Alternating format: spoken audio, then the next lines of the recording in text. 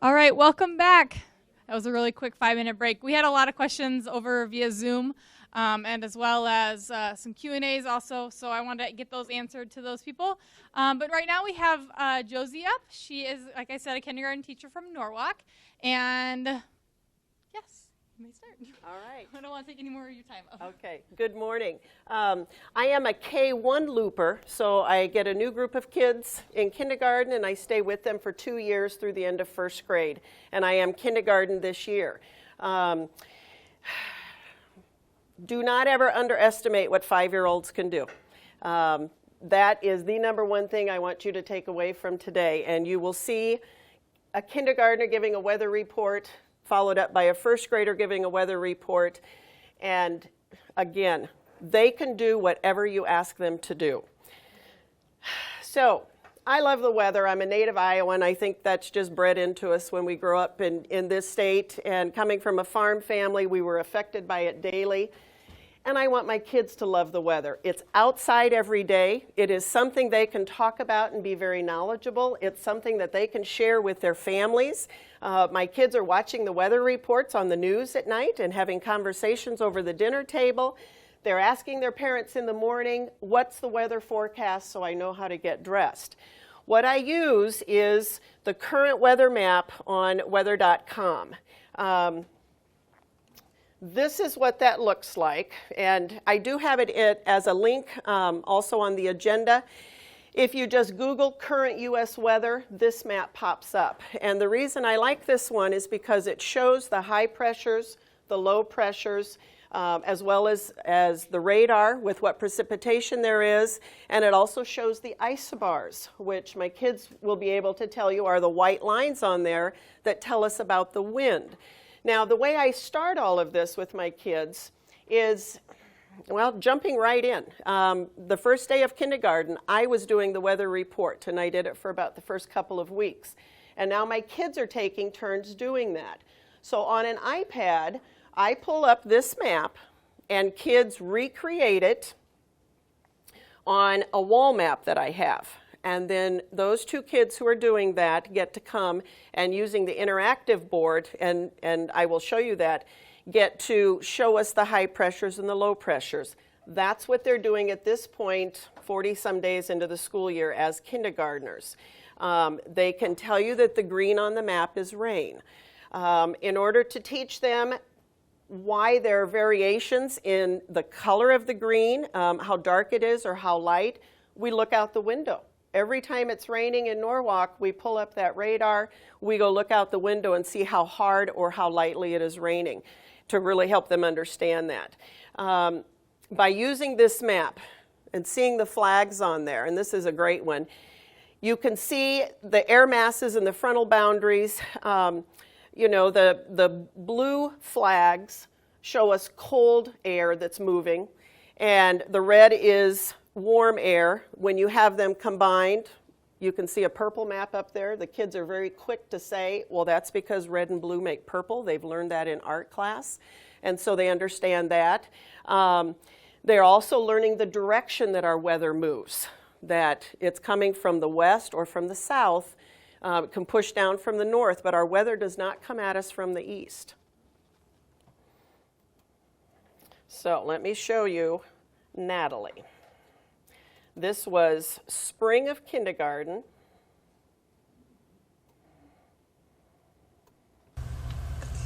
There's a high in the Atlantic, and there's a low right here. That's Georgia. And there's some rain right here. It's huge weather system. And there's a flag right here. There's some more rain. And there's a flag right here. It's the front of the weather system. And there's some rain in Texas. And there's a high right here. And a high right here. And one right here. And that one's kind of in Montana. And there's some rain in Washington. And a low in Canada. Kansas, Canada. Canada. And there's a huge flag right here. I think I see a red flag right here. And there's some rain down here in the Atlantic. And some right here. And there's a low pressure right here. And a low pressure here. And there's a low pressure right here. And that's all. Okay. All right. I have total 100% engagement with the kids and the weather. Interactive whiteboards are awesome. Everybody wants to hold that pen and write with it on the board. So that was Natalie using the map. Now let me show you, because we are kindergarten, another component I have to that. I have a U.S. map rug and then a child-size umbrella. And so the kids, this is another component that they get to do. There's some rain in Texas. And there's some rain right here.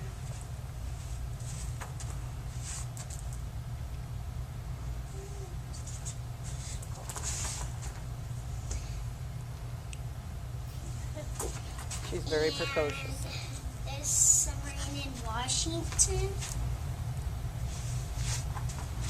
And there's some rain right here in the Atlantic.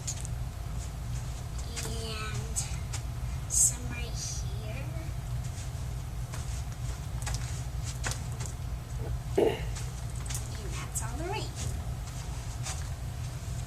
There's that button. Try to face it. There's a high right here.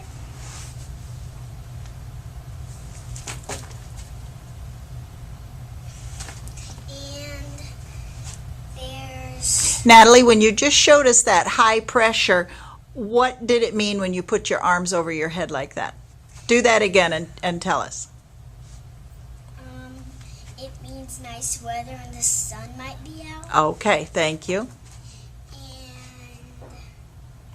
there's a little right here. All right, and what are you acting out now? Precipitation. Okay. It's water pressure. And there's a flag right here.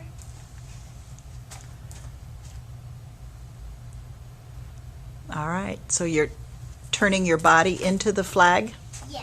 Okay. All right. And Anything? Pick one more thing. there's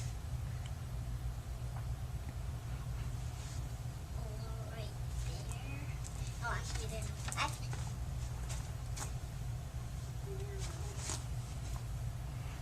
All right. Easy, Dado. All right.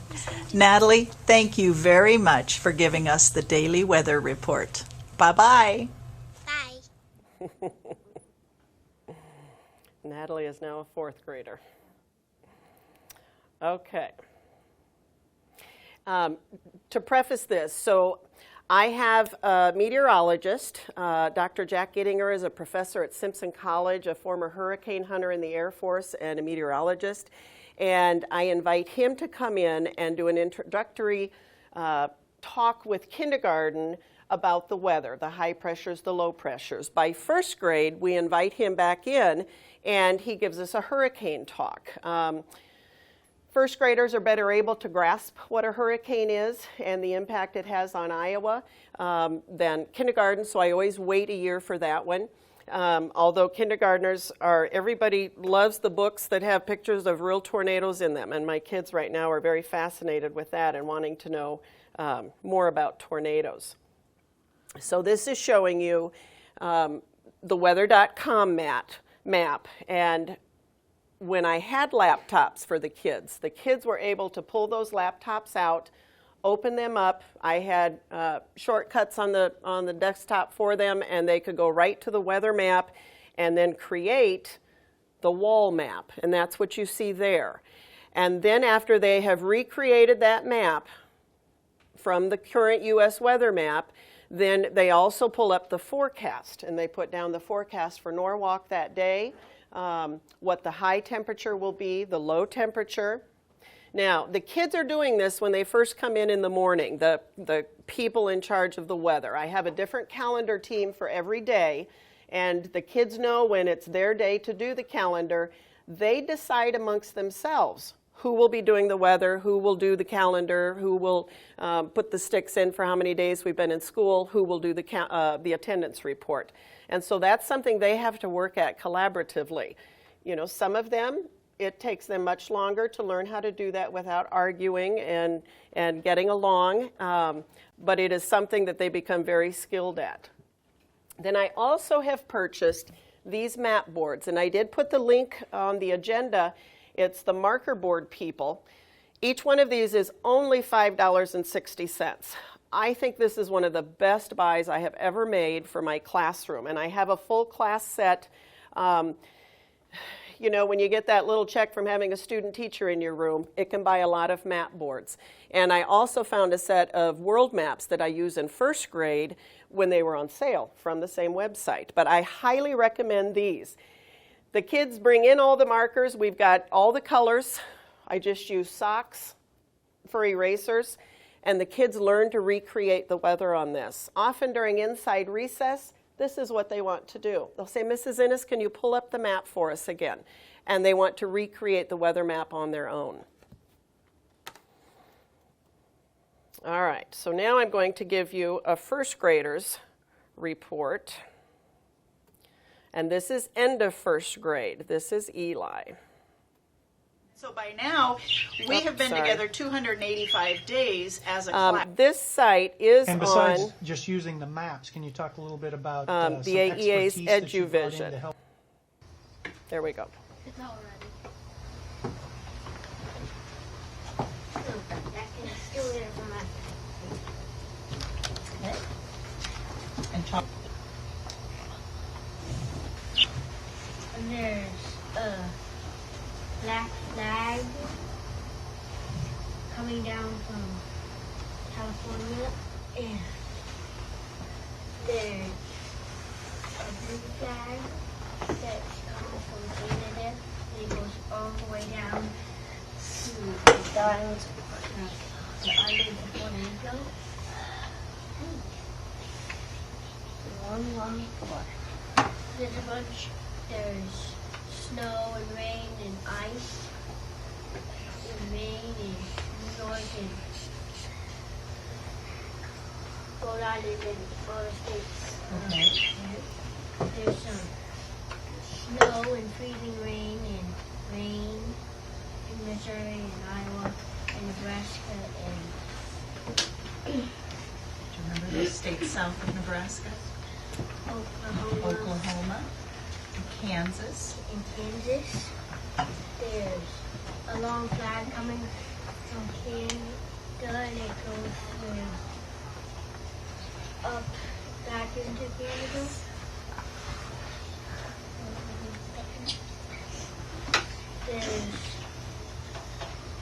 There's a high pressure at the four corners.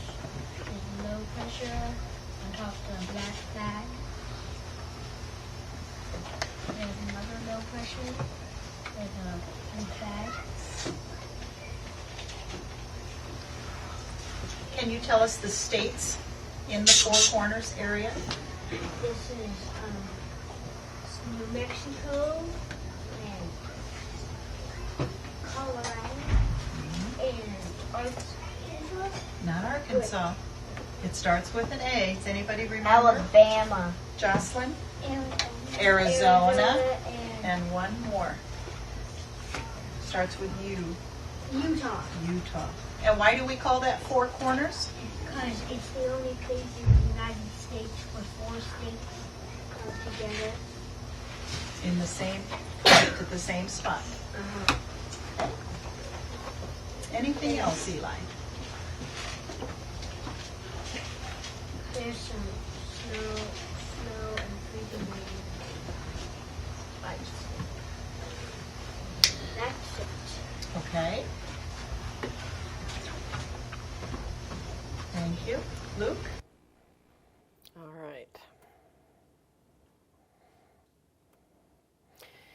That was a great map, by the way. Did you see all that weather that was taking place? And that happened to be the week before spring break that year. Eli is now a 6th grader, and that was Rob had made that video. I do have the link also in the agenda for the AEA's website. If you go to their Eduvision site and type in my name, you will be able to see the kids doing more. You'll see them creating all the maps at their desks. You'll see them creating the map on the wall, and then more of the weather report, all right? Okay, so I love doing this because of everything I can encompass with the kids. The thinking and reasoning that goes on with them, and when they are interacting with each other, the higher order thinking skills they are using is so exciting to see, and all we have to do is use a weather map to do that. The students become responsible for their own learning. By 1st grade, they're becoming more competitive also, even though I try to downplay that as much as I can, but they want to give the best weather report, and some of them talk about becoming meteorologists as they grow up. As far as it's rigorous and is it authentic work, absolutely. It's real world. All the kids know that the weather affects them. I've had kids coming without coats and they're feeling pretty cold these mornings, and you know, that's mom and dad's fault. Well, that's a lesson they're having to learn, that yes, mom and dad should make sure they have that coat when they come to school, that's something they have to be responsible for and know how to dress. Students love to talk. They don't care if you give them the topic to talk about, just let them talk with their friends and they will stay on task. That has always been my experience, and so by allowing them to do this, they are able to collaborate and communicate with each other every day. They are providing feedback for others. When the kids come in the morning, they all have their chores. The calendar team does all the calendar chores, and then we sit down as a whole group and have calendar. And during that time, those students who did the weather will come up and give the report using the interactive whiteboard. On days that's not working, which it happens, they just get the marker out. When I've had, today my sub was not able to use my laptop to do that, but I have an iPad, so connected through the document camera that we have, they are able just to use a marker and still circle the highs and lows and talk about the weather that's on the map. They give each other feedback. If someone can't find that low, but someone else says, no, there's one more up there, you can't see it, and they're able to share that with each other. This, I think, is tremendous. No matter what the academic level of the student, everyone is successful giving the weather report. I have a student right now who is nonverbal. He loves coming up and using that interactive pen because he can still circle the highs and still circle the lows without having to talk to us, and feels like he has done it just like everybody else. He can still see it. And I think science is the great equalizer. I think any student, no matter where they are academically, can find success with science. And you walk into a science room and you can't see which of those kids, just by watching, might be low academically or high in the class. So science is inquiry. This covers a lot. Just the knowledge of weather and the weather patterns. We keep graphs in our room also, and so the kids are noticing patterns with the temperature and how it's changing, and now it's getting colder.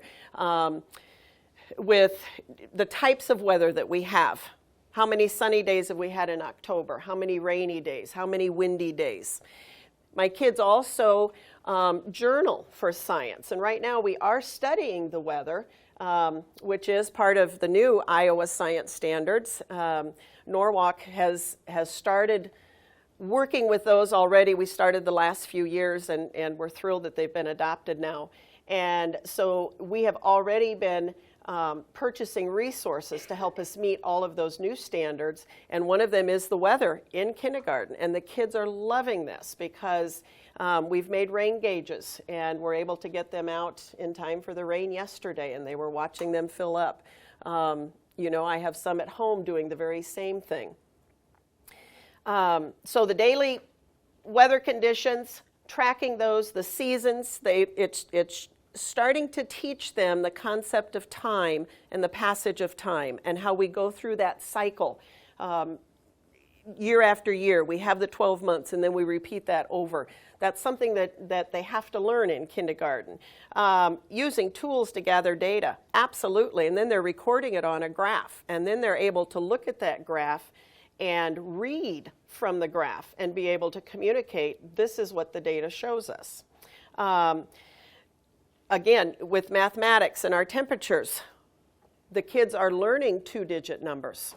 All right, and so they are learning that when the first digit is larger than another number, then that temperature is higher versus colder. We're learning about the different time zones on a thermometer.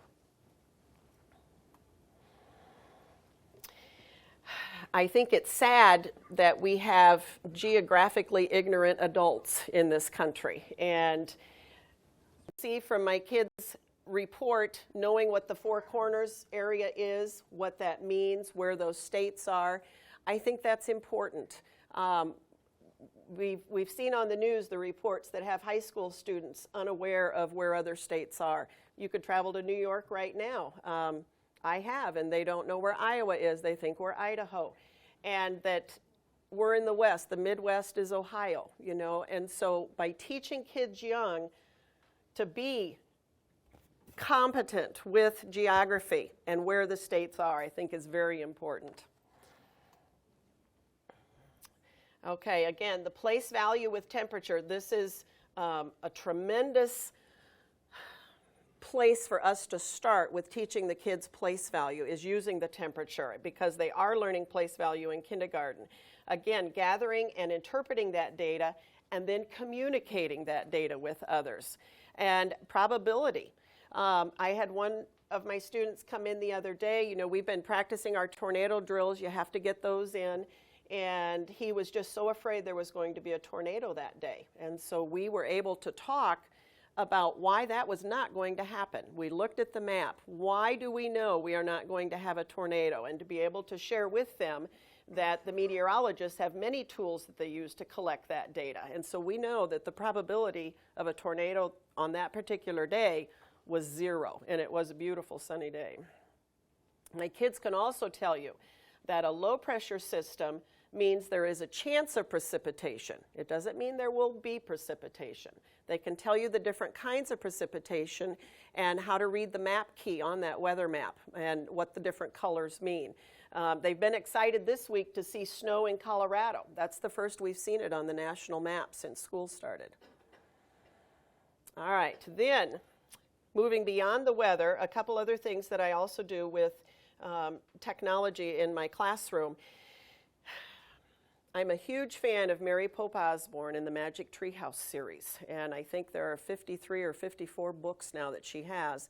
Because I am a looper, I can get through that whole series over 2 years with my students. I think it is a tremendous social studies resource because her books take place all around the world in different times. And it's a brother and a sister who travel in the Magic Treehouse. What my kids love to do, whichever book we are in, right now we're reading one about the ninjas in Japan. And so I write Japan on the board, and through the Google Earth app on our iPads, we now have iPads in our room, my kids are able to go into Google Earth, type in Japan, and see it. Go down to street level. Another popular one in the past, these kids haven't gotten to that point yet, but when there's a book that takes place in Paris, and seeing the Eiffel Tower was always a huge hit with the kids when they can go into Google Earth and find the Eiffel Tower. The pyramids in Egypt are another one, and so we do use Google Earth quite a bit for that. I highly recommend that book series, by the way. Another thing is Journey North, if you are familiar with that. We are doing the symbolic monarch migration right now. My kids had made paper monarchs, And we sent them to an address in Minnesota who was sending them all down to Mexico where the monarchs are headed. And so we have been following on Journey North where the monarchs are. And they have multiple migration maps on there. And so for the monarchs, we have been watching the progress of the monarchs as they have left Iowa and gone farther and farther south. And again, my kids are able to do that to find Mexico with that Google Earth app that they have on their iPads.